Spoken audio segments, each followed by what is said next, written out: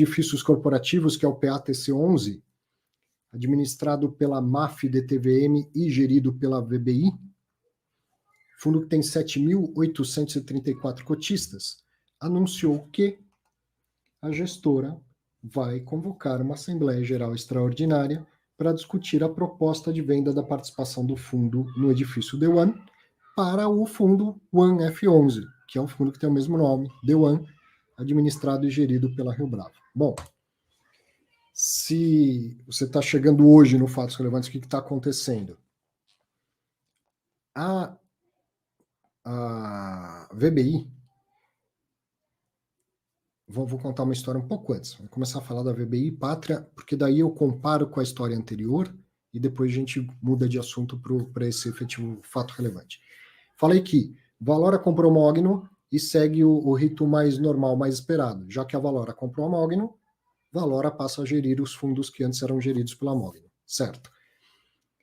Pátria comprou a VBI. Só que a VBI é que passou a fazer gestão dos fundos do Pátria. Então é um pouco diferente do normal. O Pátria, gestora de recursos, enorme, capital aberto na Bolsa dos Estados Unidos, enorme gestora de recursos, que atua em muitas outras áreas além do imobiliário, comprou a VBI para reforçar o seu braço imobiliário.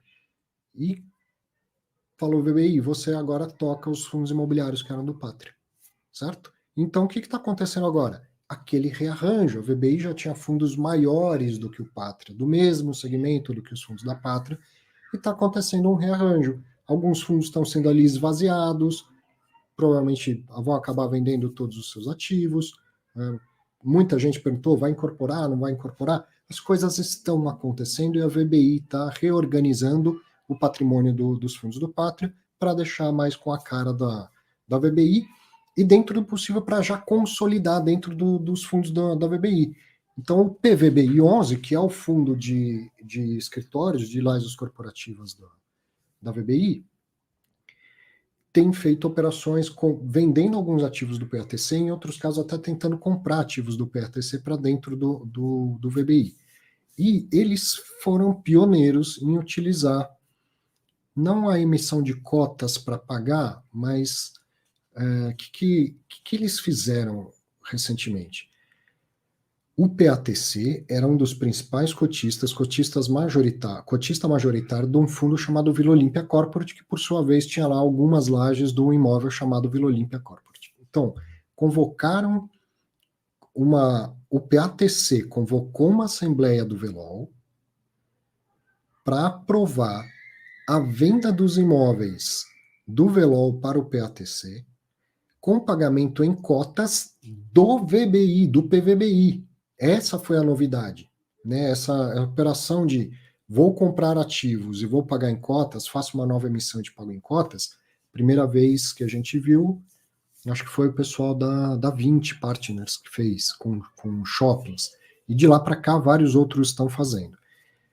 A novidade aí foi um fundo controlado pela VBI chamar a assembleia de um outro fundo que não é gerido nem por Pátria nem por VBI, para aprovar a venda para este fundo do Pátria, sendo que o pagamento não seria em cotas deste fundo que provocou a Assembleia, e sim de outro fundo, que é o PVBI. E isso aconteceu. Bom, próximo movimento, convocar uma Assembleia do PATC para comprar as lajes do VELOL, então agora as lajes vão para dentro do PVBI, e também as lajes que o PATC, o Pátria de Edifícios Corporativos, possui no edifício The One.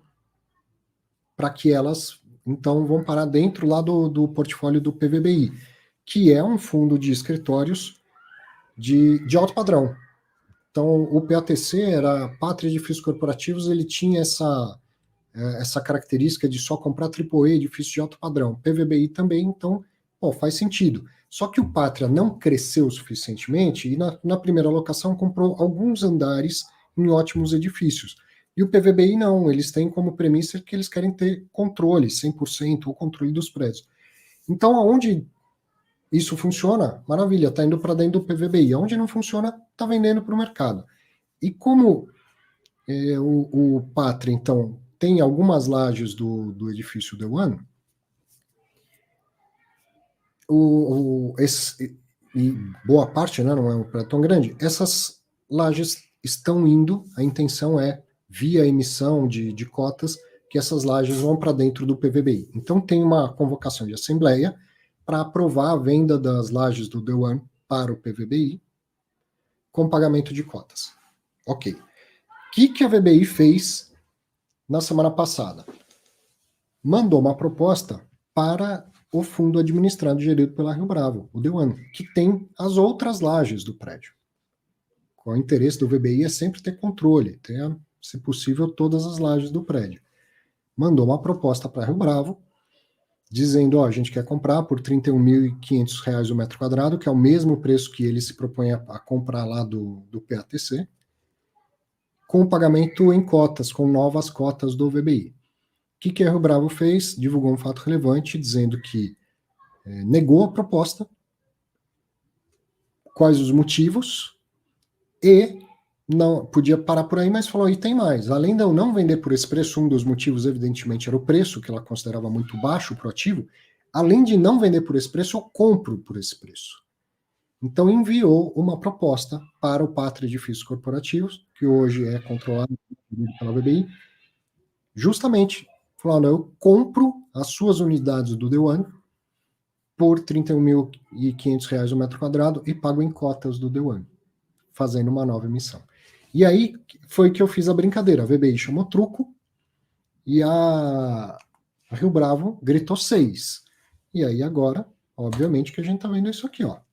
VBI mandou um 9. Foi a minha brincadeira da semana, foi colocar um 9 lá na descrição do vídeo. O VBI chamou truco, falou, eu compro as suas lajes por R$ 31.500 e pago em cotas. A Rio Bravo falou 6, eu que compro as suas por R$ 31.500 e pago em cotas. Agora a VBI tá chamando 9, gritando 9, dizendo, tá bom, eu vou convocar a assembleia. Se os cotistas aceitarem na assembleia, você vai ter que honrar essa proposta. Eu entendo que essa assembleia, no caso do PATC, tá dada, né? Porque acho que o PVBI já deve ter controle, enfim, imagino que o resultado é muito previsível e que a Assembleia do PATC vai votar favoravelmente a aceitar a proposta. Então, passo seguinte, Rio Bravo vai ter que convocar uma Assembleia do The One para que os seus cotistas resolvam. Então, o 12 está na mão dos cotistas do The One. Isso já que eu estou me antecipando e acreditando que no PATC a demanda está resolvida e que vai ser aprovada o aceite à proposta de compra. Só que a proposta de compra é condicionada a uma Assembleia Geral do The One para que os cotistas, então, em sua maioria, aprovem emissão de cotas para a destinação da compra desses ativos. Então, o 12, quem vai dar ou não, são os cotistas do The One, certo? Ou eles vão gritar 12 e falar sim, a gente aceita comprar, ou eles vão falar, vão correr, né? Vão correr. E aí ninguém vai ganhar nem vai perder nada nessa história aí. Mas está sendo bacana de acompanhar, como eu disse, é a gestão ativa, feita de maneira legal, de maneira correta, me parece respeitosa, evidentemente, nos seus bastidores, as conversas que acontecem entre eles, mas conhecendo, pelo pouco que eu conheço do Abud, pelo pouco que eu conheço do pessoal da Rio Bravo, acredito que devem estar sendo conversas respeitosas, decentes, mercado, né? Você não, tá bom, você não quer vender, mas eu quero comprar e eu vou mandar uma proposta. Tudo bem, isso é do mercado. E com isso, a VBI provocou na Rio Bravo uma reação que aconteceu. Rio Bravo poderia ter falado, declínio da proposta e como fez da primeira vez, a gente não aceita a proposta e os cotistas, se quiserem aprovar, que convoquem uma Assembleia Geral. Aí veio uma segunda proposta. A Rio Bravo falou, a gente não aceita, não vai convocar a Assembleia Geral, e mais, a gente oferece comprar por esse mesmo preço. Se der, se os cotistas do The One gritarem 12 e tudo der certo, bom para todo mundo. Por quê? PVBI não quer ser minoritário nos imóveis. E a Rio Bravo nunca foi também majoritária no The One, né? O One F11, o fundo edifício The One, nunca foi majoritário no prédio. Consolida num único fundo. Melhor para todo mundo. O PVBI não fica com poucas lajes sem o controle. É isso que ele está querendo fazer, na verdade. Eu vou comprar. Estava dado como certo que ele compraria do PATC. Vou tentar comprar também do One F11, porque daí eu consolido e tenho controle. É isso que interessa para um fundo do tamanho do PVBI. Se ele não está conseguindo comprar e não vai ter o controle, então vende. Se eles acham que o preço é adequado, vende. Né? Provavelmente vai sair com lucro lá do PATC. Então, se os cotistas do The One gritarem 12, acho que todo mundo ganha. Esses 12 pontos aí divide para o mercado todo, tá certo?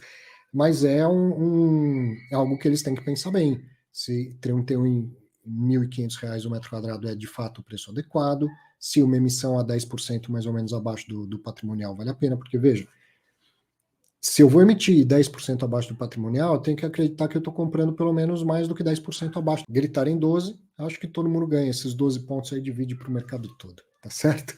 Mas é algo que eles têm que pensar bem. Se ter um R$ 1.500 o metro quadrado é de fato o preço adequado, se uma emissão a 10% mais ou menos abaixo do patrimonial vale a pena, porque veja, se eu vou emitir 10% abaixo do patrimonial, eu tenho que acreditar que eu estou comprando pelo menos mais do que 10% abaixo do que vale o ativo.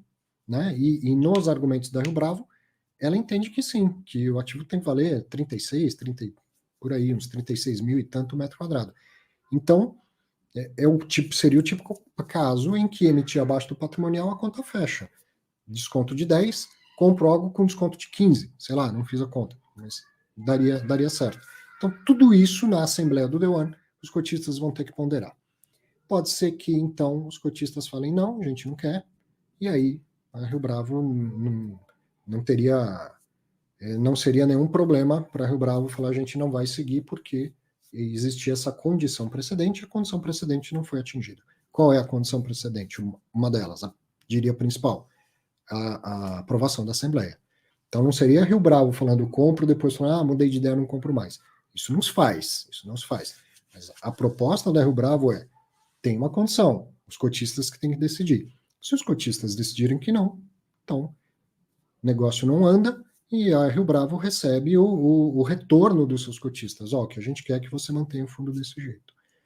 Quem sabe vem uma outra proposta no futuro por um outro preço que faça os cotistas mudar de ideia a respeito da venda, por exemplo, né? A própria gestão.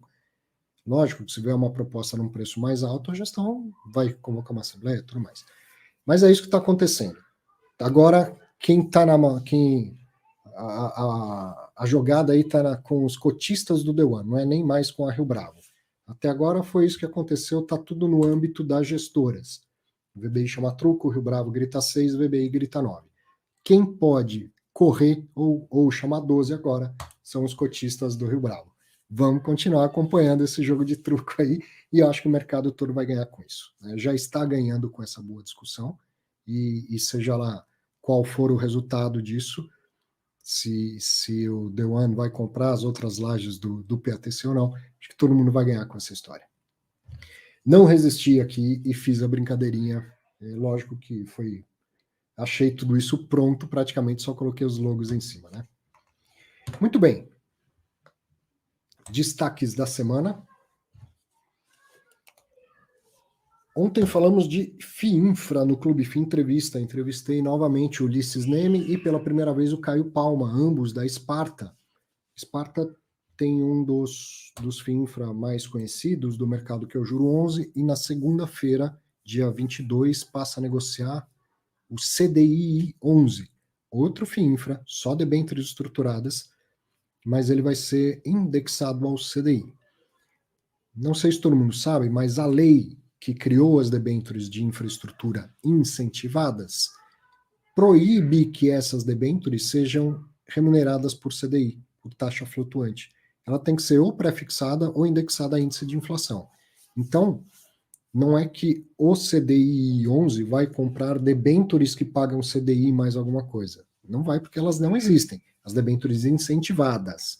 Debênture normal, aquelas que pagam imposto de renda, emite do jeito que quiser. Debênture isenta de imposto de renda, porque o dinheiro é carimbado para investir em infraestrutura, não pode ser remunerado por CDI. Então, como que o CDI 11 vai fazer essa mágica? Usando um derivativo, que é o DAP. Então, ele vai comprar debêntures que pagam IPCA mais alguma coisa, GPM mais alguma coisa, e usando um contrato derivativo negociado na B3, vai fazer com que o fundo fique indexado na prática ao CDI, né? As maravilhas do mercado e de quem sabe utilizar os derivativos. Então atualizamos a questão do juro 11, como está o mercado agora, como está o mercado de infraestrutura, falamos sobre a questão da Light, que assustou todo mundo, e também sobre o que deve ser o CDI 11 que está planejado pela gestora. Um papo muito bom, muito importante, eu acho, porque a gente precisa diversificar e FIINFRA é uma nova classe de ativos que nasce com a cara de um fundo imobiliário. O sucesso de fundo imobiliário fez com que ele mecanicamente esteja sendo replicado no FIAGRO, no FIINFRA, no Tesouro Renda Mais, que vai pagar renda mensal depois de um determinado período de maturação, mas infra é diferente de imóvel, então essa é a nossa lição de casa. Por isso que é importante assistir as conversas com gestores para ir entendendo essas diferenças. Outra coisa, a mecânica é a mesma, mas a regulamentação é outra. Então, por exemplo, um FIINFRA, ele não tem obrigação de distribuir dividendos. Nenhuma obrigação. Eu posso ser gestor de um FIINFRA, listar as cotas na bolsa e falar, não distribuo dividendos. Tá tudo certo. Mas, evidentemente, que os gestores perceberam o sucesso do fundo imobiliário e cada vez mais eu sou convencido que esse sucesso vem da distribuição mensal de dividendos. Então, o que eles estão fazendo? A gente é FIINFRA, não é obrigado, mas a gente vai distribuir todos os meses. E põe no regulamento, inclusive, para dar mais segurança aos investidores. Então, como não tem uma regra que manda distribuir, eles, no caso da Esparta, criaram a regra para eles. Distribui quando o valor patrimonial da cota estiver acima de 100. Tal. Então, tudo isso é importante da gente acompanhar, aprender, porque eu acho que é uma nova classe de ativos que não é igual ao fundo imobiliário.